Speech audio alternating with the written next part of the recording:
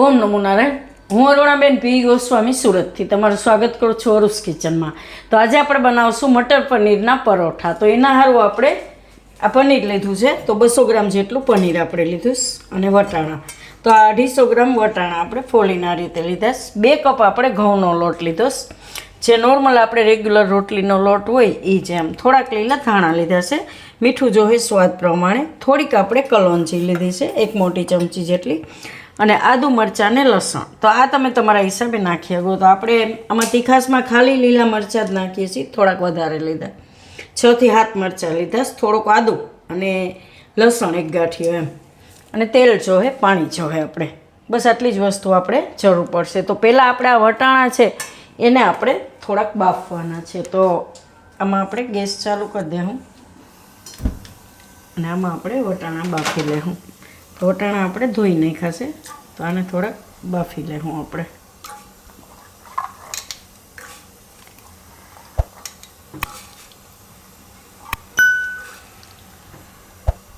તો વટાણા બફાય ત્યાં સુધીમાં આપણે લોટ બાંધી લેવું. તો આમાં આપણે લોટ બધાય ચારી લેવું.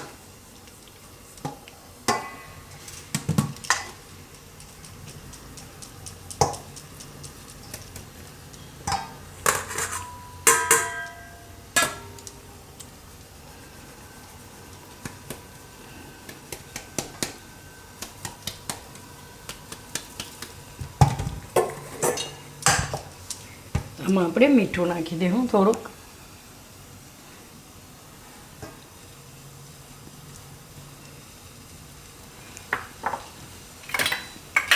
થોડીક આપણે આમાં કલોંજી નાખીશું, થોડીક ઉપરથી નાખીશું, થોડીક આમાં નાખીશું આ રીતે.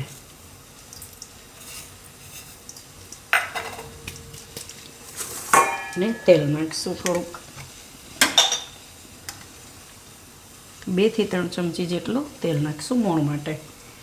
આને પહેલાં મિક્સ કરી લેવું આપણે.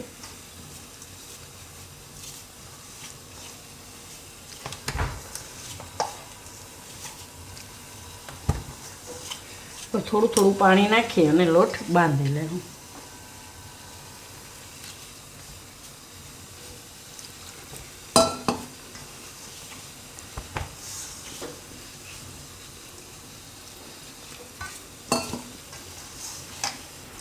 તો લોટ આપણે આ રીતનો બાંધવાનો છે,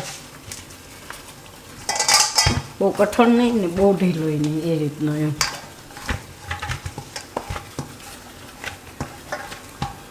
આ રીતનો થોડુંક આમાં તેલ લગાવી લેવું.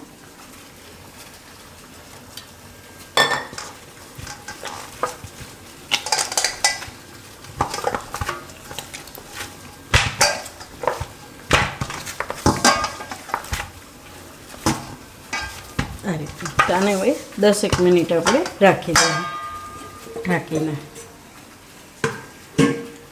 તો લોટ આપણો સેટ થાય ત્યાં સુધીમાં આપણે સ્ટફિંગની તૈયારી કરી લઈએ. તો વટાણા આપણા બફાઈ ગયા છે, થોડીક જ વાર લાગે એને. તો ગેસ બંધ કરી દેવું ને અત્યારે મને એમાં રહેવા દેવું. અને આદુ મરચાં ને લસણ એને આપણે થોડુંક ચીલી કટરમાં ક્રશ કરી લેવું.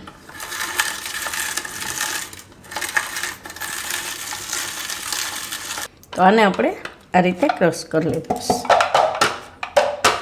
તો અત્યારે સાઈડમાં રહેવા દેવું અને વટાણા નીચે ઉતારી લેવું અને તેલ ગરમ મૂકી દેવું. તો આપણે બકડિયું લીધું, ગેસ ચાલુ કરશું. થોડુંક તેલ નાખીશું આપણે આમાં, બહુ વધારે નહીં નાખીએ, ખાલી વઘાર પૂરતું જ 2 ચમચી જેટલું છે. તો તેલ ગરમ થાય ત્યાંમાંથી આપણે વટાણા કાઢી લેવું બહાર.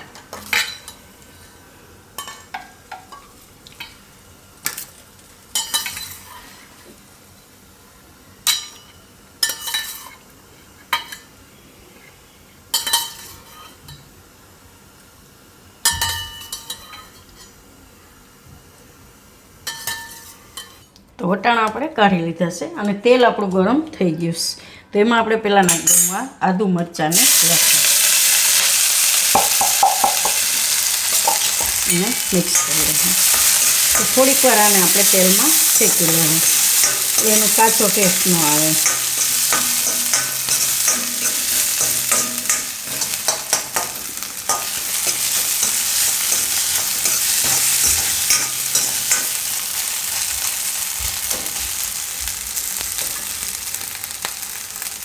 મીઠું નાખી દઉં થોડુંક સ્વાદ પ્રમાણે. વટાણા અને પનીરને આવશે એટલે થોડુંક મીઠું જોઈએ.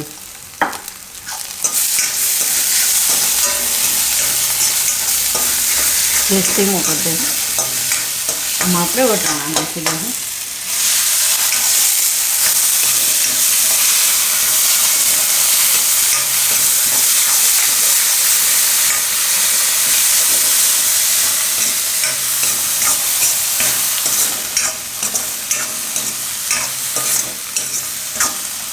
થોડીક વાર આને પાકવા દેવું આમાં એકાદ મિનિટ.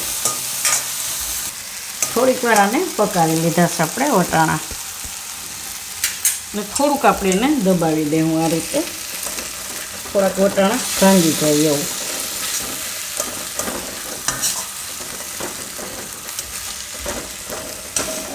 અધકચરા થઈ જાય એવા એમ.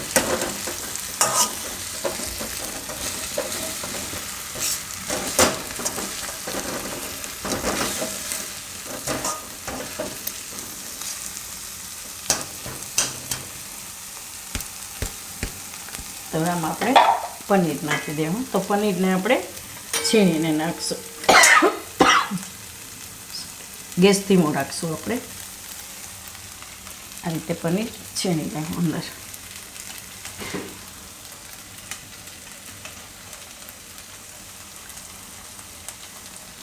પનીર બધું આપણે છીણીને નાખી દીધું. હવે આ લીલા ધાણા નાખી દેવું એમાં અને મિક્સ કરી લઈએ બધું.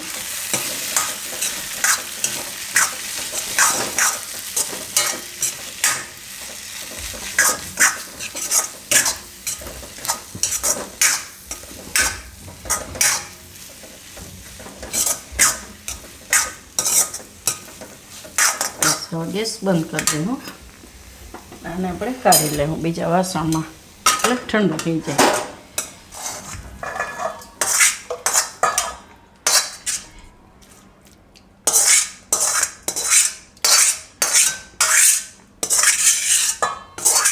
અને ઠંડુ થવા દેવું. તો આ આપણે સ્ટફિંગ ઠંડુ થઈ ગયું છે અને હવે લોટ જોઈ લેવું. તો ત્યાં સુધીમાં લોટ આપણો સેટ થઈ જાય એમ એકદમ સરસ થઈ જાય. થોડીક વાર રાખી દઈએ.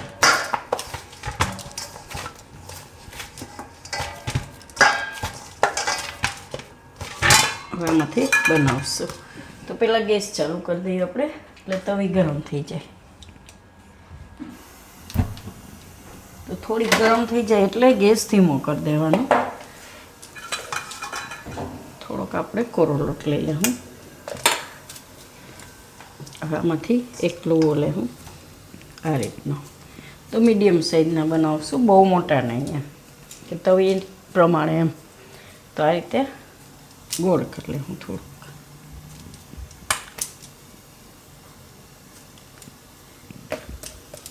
થોડોક લોટ લગાવી વણી લેવું આને.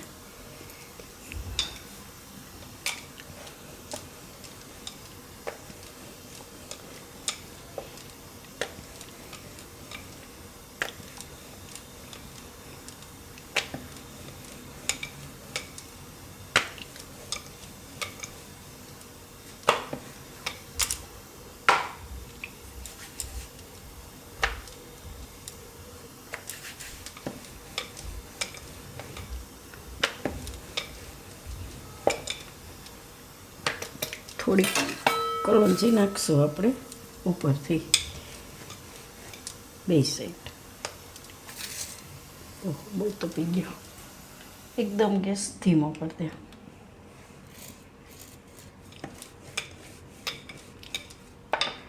આ રીતનું વણવાની. હવે આમાં સ્ટફિંગ રાખશું આપણે.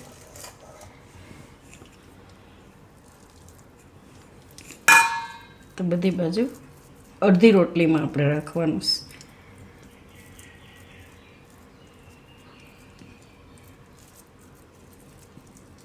આ રીતે અહીંથી ફોલ્ડ કરી દેવું રોટલીને.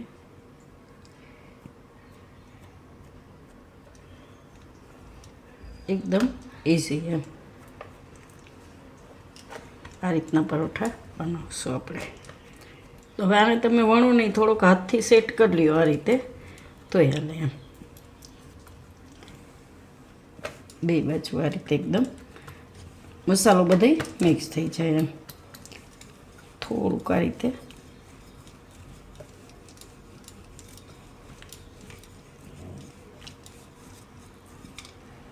તો આ રીતના આપણે પરોઠા બનાવશું.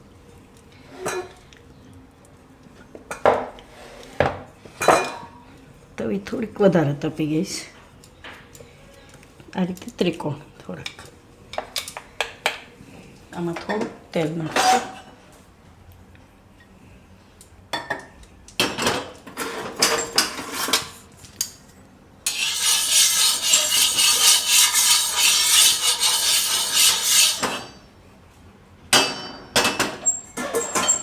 હવે આમાં શેકી લેવું આપણે. એક બાજુ શેકાઈ જાય પછી ફેરવી લેવું.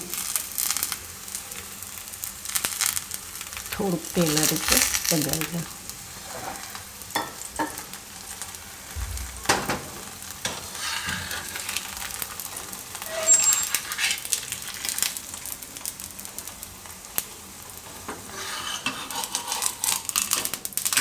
બે બાજુ આ રીતનું શેકી લેવું.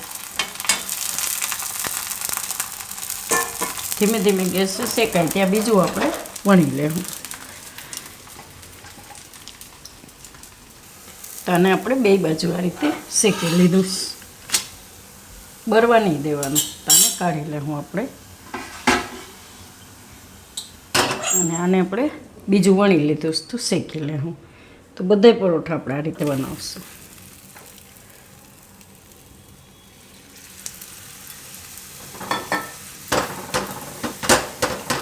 તો આપણે આ 3 બનાવી લીધા છે ને, એક હજી થાય છે. તો આટલા લોટમાંથી આપણે 8 થી 10 પરોઠા બનશે. અને આને તમે છોકરાઓને ટિફિનમાં બનાવીને આપી શકો એમ. તો સ્ટફિંગ બનાવવામાં એટલી બધી વાર નથી લાગતી ને લોટ 10 મિનિટમાં તમે આખું એકદમ પરોઠા બનાવીને તૈયાર કરી શકો એમ. વટાણા અને સાંજે તમે ફોલીને રાખી દો તો શું છે કે શાક રોટલી છોકરાઓને એમ થાય કંટાળો આવે છે, તો આ રીતે પરોઠા બનાવો તો એકદમ આરામથી ખાહે એમ. એકદમ મસ્ત ટેસ્ટી એમ. તો તૈયાર છે આપણા મટર અને પનીરના પરોઠા. તો જો તમને મારી આ રેસીપી પસંદ આવી હોય તો એને લાઈક કરજો, શેર કરજો, ને મારી ચેનલને સબસ્ક્રાઈબ કરજો અને બેલ આઇકન દબાવવાનું ના ભૂલતા. કમેન્ટ કરીને કહેજો કે તમને કેવા લાગ્યા મટર પનીરના પરોઠા.